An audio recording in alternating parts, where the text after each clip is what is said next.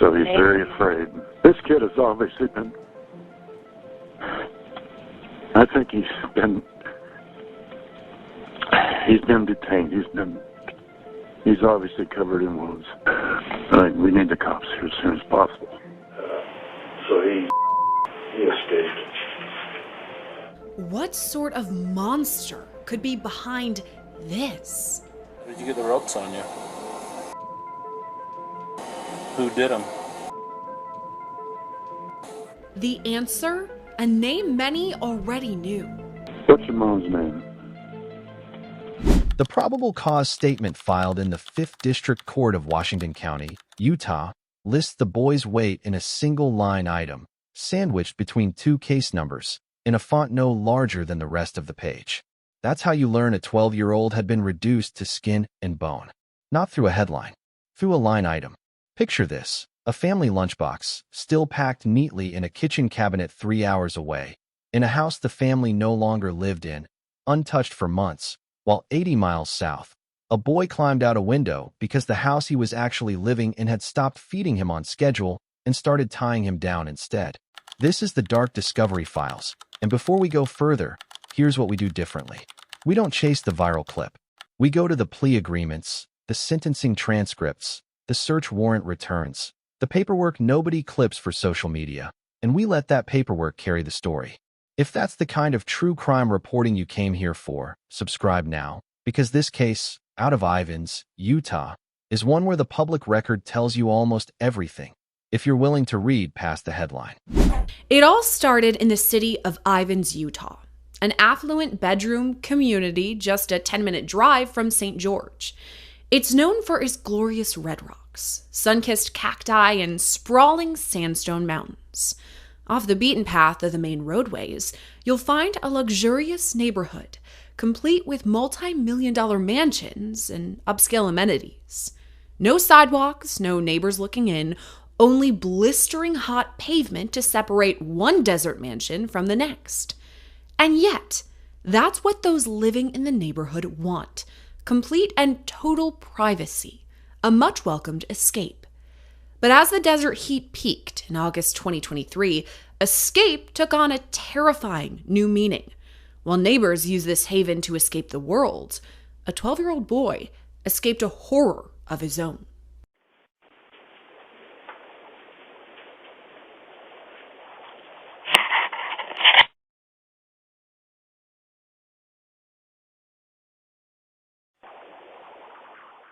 Let's start with the record.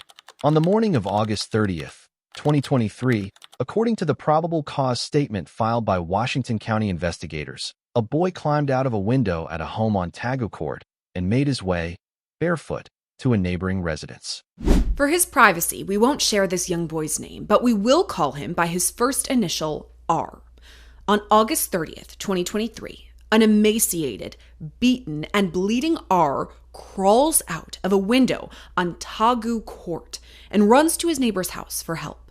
Security camera video captures the boy walking to a neighbor's front door and ringing the bell. You can see R's tiny little legs, so small and emaciated and covered in blood, his ankles shackled with duct tape. According to the affidavit, he was significantly underweight, wore visible restraint marks on his wrists and ankles, and asked the resident to call police. That single sentence, "asked the resident to call police," is doing more work than it looks like it's doing. A child who is being harmed by the adults responsible for him does not, as a rule, calmly request law enforcement intervention from a stranger's doorstep. According to the record, this one did. 911, the address of your emergency. Tell me exactly what's happened. I just had a 12-year-old boy show up here at my front door asking for help. We know there's been problems at this neighbor's house. He's emaciated, he's got tape around his legs, he's hungry, and he's thirsty. And he asked us to call the police. So he's very afraid. Here's the first fracture in the story, the one that should stop you cold. When deputies arrived and began treating the boy, they learned within minutes that he had a younger sister still inside the home where he'd escaped from, a home belonging not to his mother, but to a woman named Jodi Hildebrandt. According to court filings, Officers located the sister hiding inside a closet, and she too showed signs of malnourishment. But immediately, the question becomes, how did this happen? It's clear R made a miraculous escape from a clandestine hell, but who put him there? Is your mom around here? Have you seen her lately? No. He doesn't know where she is right now. Does he know his mom's name? What's your mom's name? Ruby Frankie?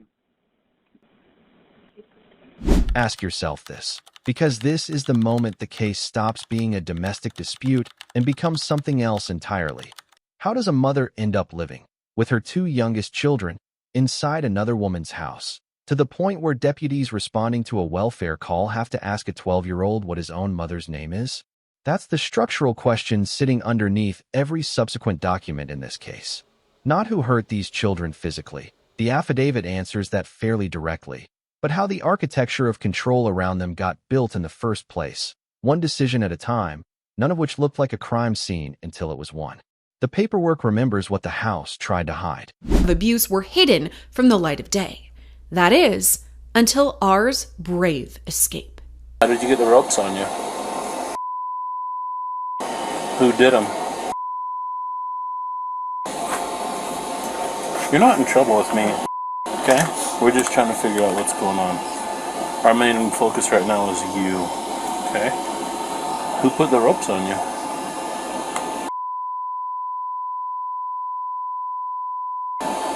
Supposed to help you what? According to investigators, the boy's injuries included what were described in charging documents as evidence of restraint, marks consistent with binding at the wrists and ankles, along with malnutrition and injuries consistent with prolonged sun exposure. The affidavit also describes discovering that the children had reportedly been kept in a portion of the home not intended for regular habitation. We're not going to walk through every clinical detail in that filing. Some specifics belong in a court record, reviewed by a judge and a jury of adults, not narrated for entertainment. What matters here is the pattern the documents establish, not a catalog of suffering. That's the second turning point, and the refrain applies again. The record shows what the image was built to hide. Because a family that had spent years presenting a curated, functional portrait to millions of strangers was, according to the same family's own later court statements, quietly dissolving from the inside. A marriage ending, older children stepping back, a mother's decision-making increasingly filtered through one outside figure. None of that, on its own, is a crime. Divorce isn't a crime. Joining a counseling program isn't a crime. What the affidavit alleges happened to two specific children inside that house is the crime, and the isolation described in the record is the environment prosecutors would later argue made it possible. According to charging documents, both Franke and Hildebrandt were arrested the same day the boy was found and were each charged with 6 counts of aggravated child abuse, a felony under Utah law. Both were held at the Purgatory Correctional Facility pending further proceedings. Jodi, I need you to step out. I have my turn. That's great. Step out of the house. No, I'm not going to step out of the Step house. out of the house. Step out of the house. Whoa, whoa, whoa, whoa, whoa. We're just going to see if Whoa, anybody whoa, else. whoa. Is there anybody else home? Wait a minute, how do you come to my house? Right there. Look, they come on into my house. So have a seat right there. Do you have a search warrant? Have a seat right there. Do you have a search warrant? Have a seat right there. I'll explain everything after. Have a seat right there. Do you have a search warrant, sir? Control 12x11. Can you hold the air? We're searching. At this stage in the record, before any plea, both women were, by law, presumed innocent, and reporting on this case has to reflect that, accused, not convicted, until the moment a plea or verdict changes that status. That moment came just under 4 months later. According to court records, on December 18, 2023, Ruby Franke entered a plea agreement, pleading guilty to 4 counts of aggravated child abuse.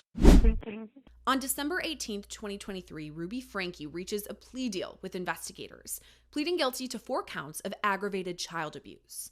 As part of her deal, she agrees to testify against Jodi Hildebrandt.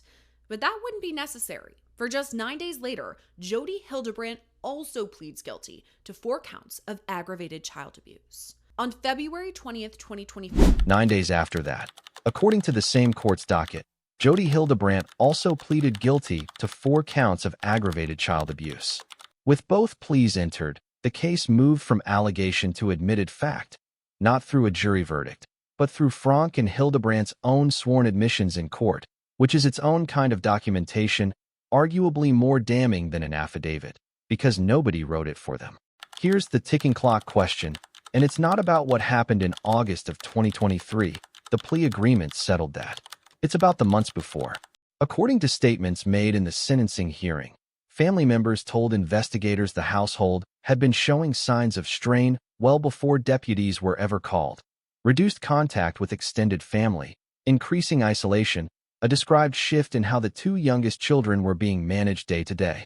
If that timeline holds, then the morning a 12-year-old climbed out of a window wasn't the beginning of a crisis. It was the end of one that had been building, unnoticed by anyone outside that house, for longer than any single 911 call could capture. The record doesn't let us pinpoint an exact starting date. What it does let us do is ask, how long does a pattern like this have to run, in a house with no neighbors close enough to see in, before anyone outside it has a chance to intervene? The record shows what the image was built to hide, and this is the third and final time we'll use that phrase, because at sentencing, on February 20th, 2024, both women stood in Washington County's courtroom and, for the first time, spoke without the filter of a produced video or a curated caption. According to the transcript of that hearing, Franke told the court she had spent the preceding years following what she described as counsel and guidance that led her into what she herself called a distorted version of reality. I would like to make a statement without any intent to change my stipulated sentence. For the past 4 years, I've chosen to follow counsel and guidance that has led me into a dark delusion. My distorted version of reality went largely unchecked as I would isolate from anyone who challenged me. I was led to believe that this world was an evil place, filled with cops who control, hospitals that injure, government agencies that brainwash, church leaders who lie and lust, husbands who refuse to protect, and children who need abused. One in which she'd come to isolate from anyone who challenged her thinking.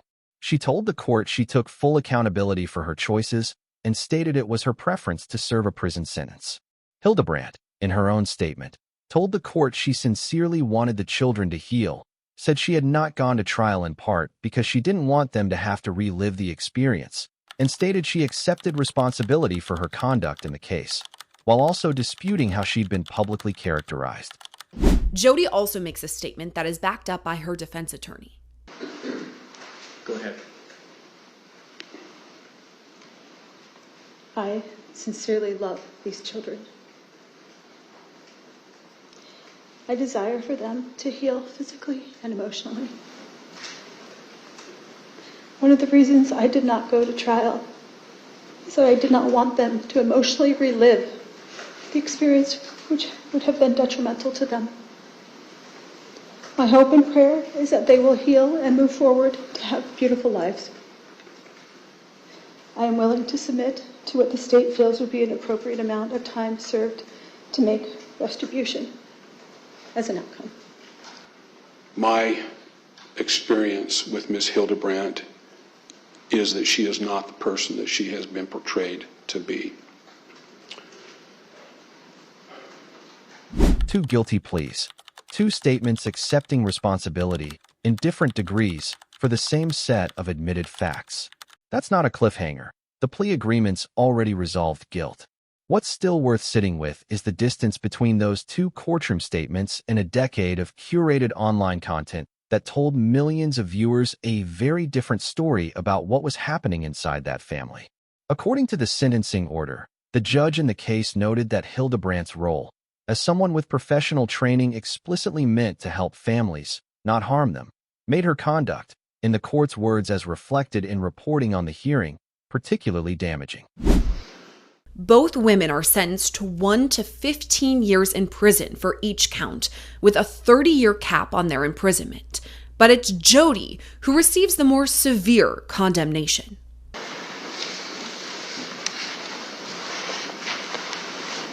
Ms. Hildebrandt, this This circumstance is tragic. It's largely, of course, of your making. By any measure, your conduct in this case was disastrous for these children. Adults are supposed to protect children. Adults with specialized training in particular are supposed to protect children. You didn't do that in this case. In this case, you terrorized children, and the results have been tragic. It's what happened to these children, and your philosophy in dealing with them, frankly, seems detached from reality or any objective standard of decency or even common sense. And the court finds that it is appropriate that you serve a prison sentence. The court finds under the statute, Utah Code 76-3-401, that given the gravity and circumstances of the offenses, the number of victims, and the history and character and needs of the defendant, that consecutive sentences are appropriate. The court imposes 4 1 to 15-year sentences to be again served consecutively for each of the 4 counts of aggravated child abuse. Under Utah Code, the court imposed 4 consecutive terms of 1 to 15 years on each woman, for a maximum exposure capped at 30 years, tied to the 4 counts each had pleaded guilty to. As of the public record available at time of this reporting, both women remain incarcerated at the Utah State Correctional Facility. Franke's now former husband, Kevin Franke, filed for divorce the following November, finalized in 2025 according to court filings, and has since retained sole custody of the couple's remaining minor children. Right now, both women are serving out their sentences at the Utah State Correctional Facility in Salt Lake City, Utah. Kevin Franke filed for divorce in November 2023, just a month before Ruby reached her plea deal. The divorce was finalized in March of 2025. Kevin Franke now has sole custody of the remaining minor children. The violent truth exposed, all thanks to the... None of this is offered as spectacle. It's offered because the documents demand to be read carefully. A woman who built an audience of millions by presenting family life as content pleaded guilty to felony child abuse against 2 of the children in that same family. A woman whose professional identity was built around helping people heal pleaded guilty to abusing children. She was, by her own later account, deeply involved in disciplining. And the reason any of us know about either fact isn't a viral clip. It's a 12-year-old who, according to the probable cause statement, walked out a window, crossed hot pavement, and asked a stranger to call the police, then answered a deputy's question about his mother's name without hesitation. That decision, his, not any adult's, is the reason there's a court record at all. If you want to read the primary documents yourself rather than take our word for any of it, the probable cause statement, the plea agreements, and the sentencing transcript in the state of Utah's case against Ruby Franke and Jodi Hildebrandt are part of the public docket in Utah's 5th District Court, Washington County, and are searchable through the court's public case record system under both defendants' names. We'd encourage you to read them before forming a final judgment on the finer details. That's always the responsible way to engage with a case, even one where guilt has already been legally established. So here's the question we want to leave with you, and we'd genuinely like to hear where you land in the comments. When a family's public image is built entirely around presenting a functional, loving household to strangers online, does that visibility make abuse harder to hide? Or does it just give the people doing the hiding a more convincing script to hide behind? Millions of people watched this family for years and saw nothing. What should that tell us about what a curated public image can actually verify and what it can't? That's the case as the record shows it, as of today. If you want cases built this way, sourced from the documents, not the headlines, make sure you're subscribed to the Dark Discovery Files. Tap the like button so this reporting reaches more people. Share it with someone who takes true crime seriously, and turn on notifications, because we're not finished pulling threads on the cases the public record hasn't fully closed yet.